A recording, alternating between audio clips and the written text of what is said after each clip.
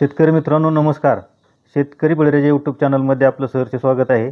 आपला channel subscribe जर आपण केला नसेल तर व्हिडिओ बघत बघत आपण सबस्क्राईब करून घ्या. मी आता सध्या माझ्या स्वतःच्या गावाच्या प्लॉटमध्ये आहे. आपण याच प्लॉटच्या पाठीमागं 2 व्हिडिओ केलतं. सुरुवातीला पेरणीचा एक व्हिडिओ केलता आणि त्यानंतर तांबेरा करपा आलता त्यावेळेस एक व्हिडिओ केलता. नंतर मला काय व्हिडिओ करणं झालं नाही. आता आपला गहू अंतिम टप्प्यात काढणीच्या योग्य आला आहे आणि आज या ठिकाणी हार्वेस्टिंग चालू आहे. तर हार्वेस्टिंग आणि आपल्याला या ठिकाणी ॲव्हरेज किती मिळाले आणि आपण व्हरायटी कुठली निवडली आणि व्हरायटी निवडत असताना मार्गदर्शन कोणाचं घेतलं या संदर्भात विस्तृत माहिती आपण या व्हिडिओमध्ये देणार आहे. तर व्हिडिओ संपूर्ण बघा. चला तर आपण व्हिडिओला सुरुवात करूया. व्हरायटी निवडत असताना शेतकरी मित्रांनो काय होत असतं, आता 2189 आणि लोकवन या 2 व्हरायटी गव्हांचा राजा म्हणून आपल्या महाराष्ट्रात ओळखल्या जातात आणि पंजाबमध्ये सुद्धा या व्हरायटीला अत्यंत महत्त्व आहे. परंतु अलीकडं याच्यापेक्षाही जास्त उत्पादन देणाऱ्या अनेक जाती निघाल्या आणि या 2 जुन्या व्हरायट्या काळाच्या पडद्याआड थोड्या पाठीमागं पडल्या. त्याला वेगवेगळी कारणं पण आहेत. कारण ह्या व्हरायट्या उंच जातात आणि त्यांच्या ओंबे ज्या असतात त्या जाड असतात. त्यामुळं पुढं काढणीच्या वेळेस त्या गहू खाली जमिनीवर पडण्याची शक्यता दाट असते. त्यामुळे शेतकऱ्यांनी थोडं या 2 जातींना बगलफाटा दिला आहे. त्याला अनेक वेगवेगळी कारणं आहेत. आपल्या जमिनीत पण वेगवेगळे बदल झालेले आहेत. जमिनीत असं पहिल्यासारखा कसदारपणा राहिलेला नाही. त्यामुळं काय होत असतंय, आपण पाणी दिलं की गव्हाला ते ओझं जर नाही झेपलं तर गहू खाली जमिनीवर लोळला तर आता पहिल्यासारखे आपल्याला मजूर मिळत नाहीत आणि मजूर न मिळल्या कारणाने आता नवीन तंत्रज्ञान आलं आहे. सर्व हार्वेस्टर मोठे-मोठे आलेत आणि डायरेक्ट जर गहू करायचा असेल प्लॉटमध्ये तर आपल्याला तो उभा असलेला गहू लागतोय आणि पाण्याचं नियोजन हे आपल्याला सर्व व्यवस्थित करावं लागतंय. तर या सर्व गोष्टी करत असताना आता आपण ही अंकुर केदार ही व्हरायटी गव्हाची निवडली. तर यावेळेस आपण 1-2 दिवस अकलूज, इंदापूर, टेंभुर्णी या ठिकाणी या संदर्भात आपण चर्चा करत होतो दुकानदारांशी, की बाबा मला एक उंचीला लहान असलेली आणि एक समान वाढ होणारी जात मला पाहिजे. लोंबी थोडी लहान असली तरी चालेल, पण ॲव्हरेज चांगलं पाहिजे आणि मला हा गहू पुढं विक्रीला जर आपण घेऊन गेलो तर विक्रीला पण दर चांगला मिळाले पाहिजेत. तर या दरम्यान माझी भेट गिरवी कृषी केंद्राचे मालक जगदंबा कृषी केंद्र भांडार आहे त्यांचं, श्री विकास विलास शिंदे यांच्याशी भेट झाली आणि या व्हरायटी संदर्भात त्यांच्याकडं डीलरशिप असल्यामुळं मी त्यांना सविस्तर चर्चा केली, की मला आता हा 3 एकराचा प्लॉट करायचा आहे आणि टेंभुर्णी, अकलूज, इंदापूर वगैरे या ठिकाणी मी जाऊन आलो. परंतु मला जशी पाहिजे तशी व्हरायटी काही मिळत नाही. तर आपल्याकडे अशी व्हरायटी उपलब्ध आहे का? तर त्यांनी मला या व्हरायटीविषयी सविस्तर माहिती दिली आणि सांगितलं, की तुम्ही बिनधास्त करा. कारण आता मला तर पहिला या व्हरायटीचा अनुभव नव्हता पहिला बिलकुल. मी 2189 रेकॉर्ड ब्रेक उत्पादन घेतलंय.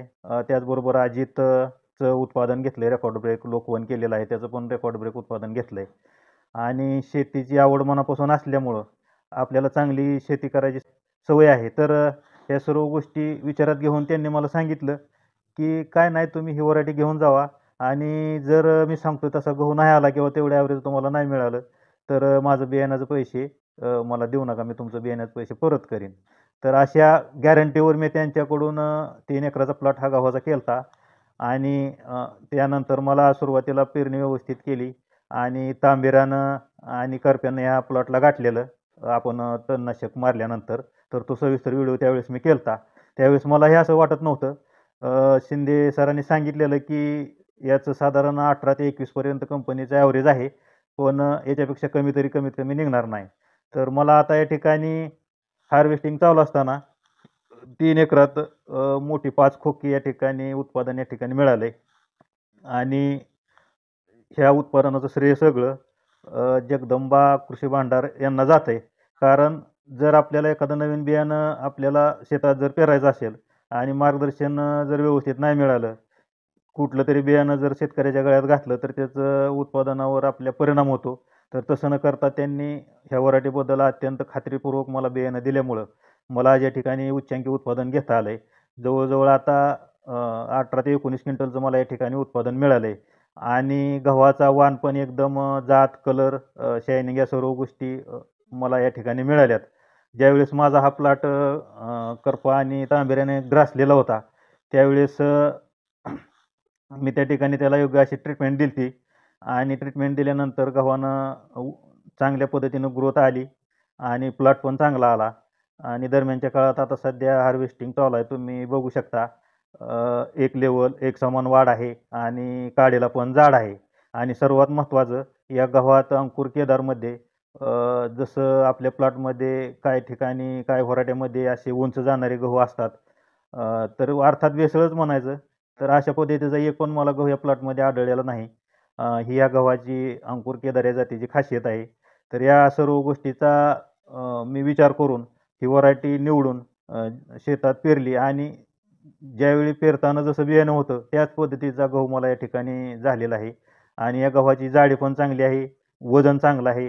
तर आता या ठिकाणी माझ्या डोक्यात एक असा विषय आला, की आपण ह्या बाजारपेठेवर नेण्यापेक्षा आपण याची विक्री आपण घरूनच करूया.